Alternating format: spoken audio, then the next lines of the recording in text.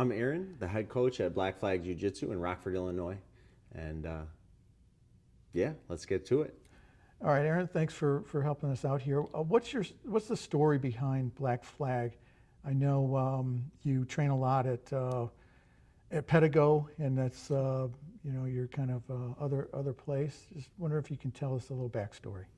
So I walked into an MMA gym probably about 6 or so years ago, and I met my co-owner here, Kenny, and just fell in love with jiu-jitsu, and he saw something in me and pushed me towards coaching, which I'm really grateful he did.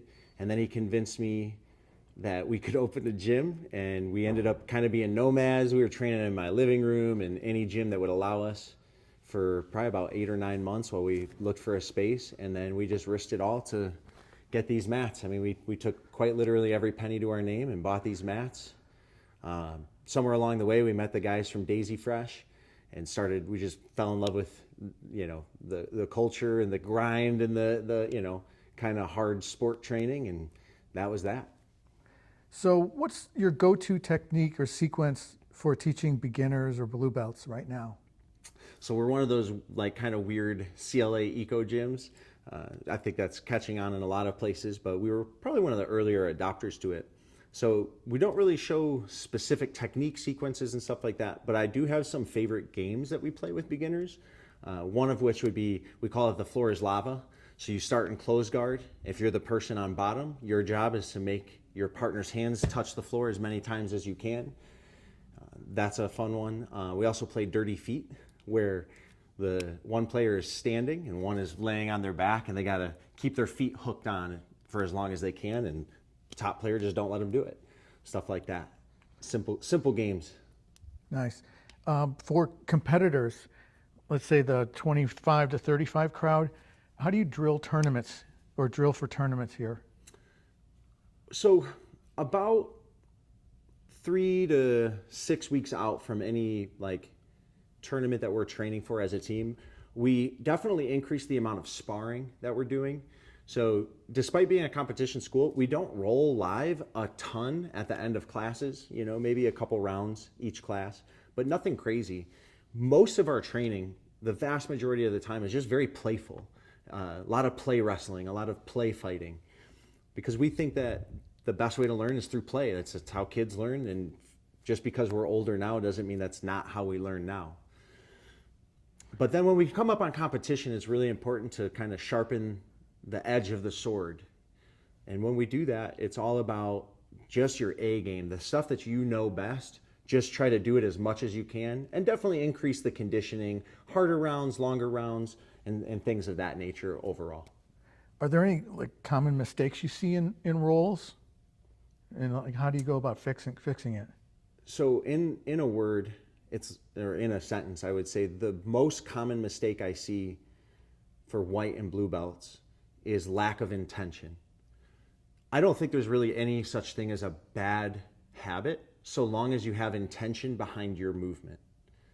But if you're in certain positions on a regular basis and you have no intention for what to do or what outcomes you're looking for, that's where we see a lot of big holes.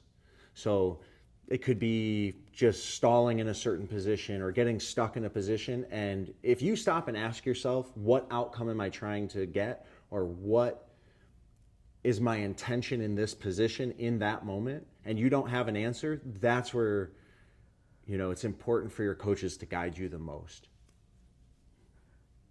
Nice. For thinking about the little bit older students, how do you modify training for people 40 and up? Respect your own constraints.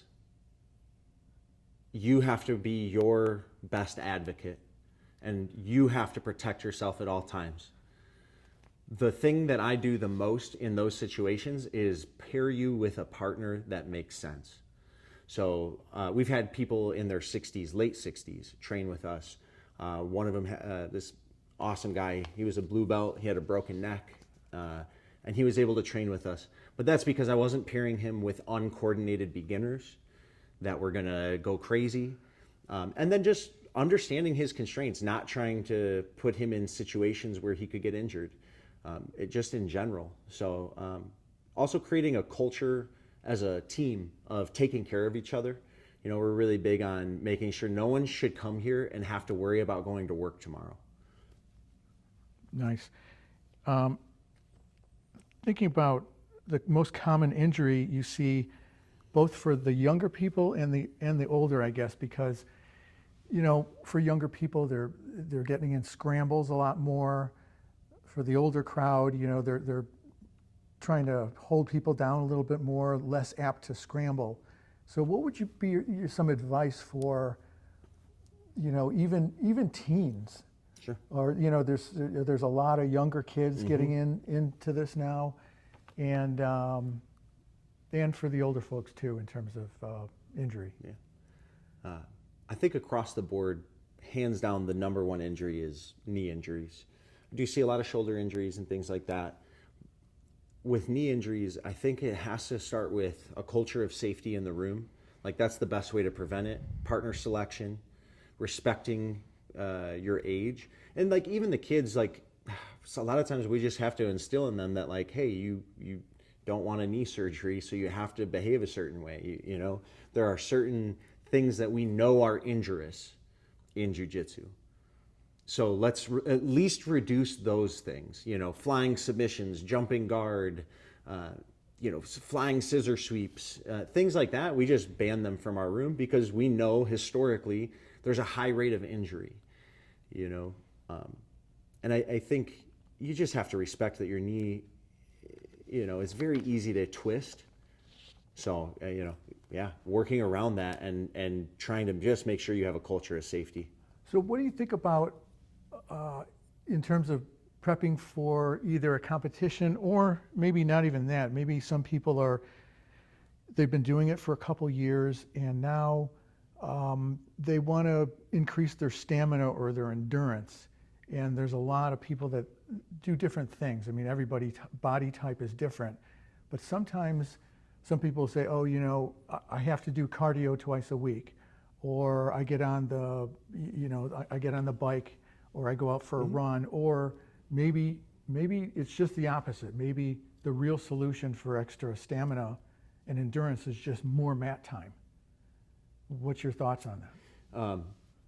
It's pretty simple. There is a limit to what mat time will do for you. The longer I'm on the mat, the more exposed to injury I am. The more fatigue I have in my system, the more likely I am to be injured. So you know, that's kind of an old school thought, is that, you know, you can use mat time to take the place of strength and conditioning, and I think that is just absolutely incorrect. There's plenty of studies on this. I think most strength and conditioning coaches cringe when they hear that. And frankly, if you think about it, the more I do jiu-jitsu, the more efficient I get at it, the less it's going to push my cardio. So if I want to have better conditioning and be more robust, so less likely to get injured, then I have to spend time in the weight room. For cardio, we typically use interval sprints a couple times a week. That's plenty. And then a very basic general physical preparedness approach to strength training. And that's usually enough to make us more robust and more resilient to injury. The more efficient you are on the mats, the less adaptation you're going to get in those arenas. It's hard to push my heart rate on the mats unless I'm training really hard with good guys. Well, the longer I do that, the more exposed to injury I am. So you've trained a lot of people and you've been doing this for a long time. Any suggestions or thoughts on supplements? Yeah, sure.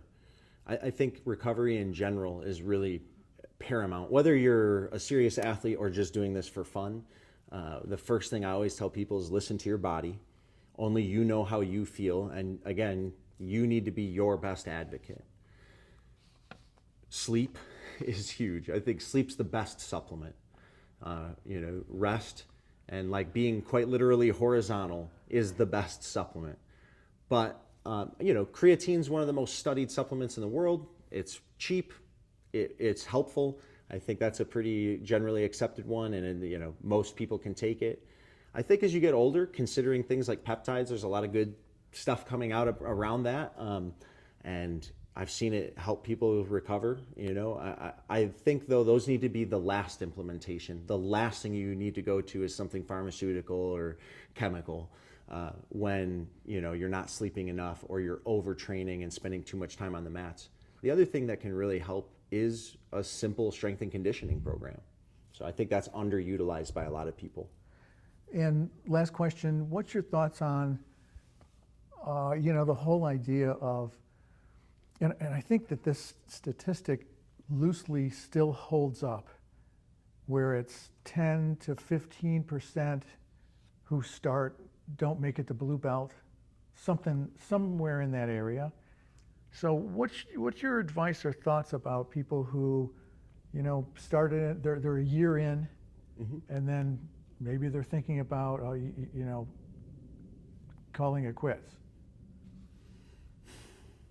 I think I've had this conversation recently a few times, and the most important thing is don't quit 5 minutes before the miracle. A lot of times I think it comes from this shortcut mentality. We live in a world of instant gratification, and there is nothing on these mats that is instant in terms of gratification.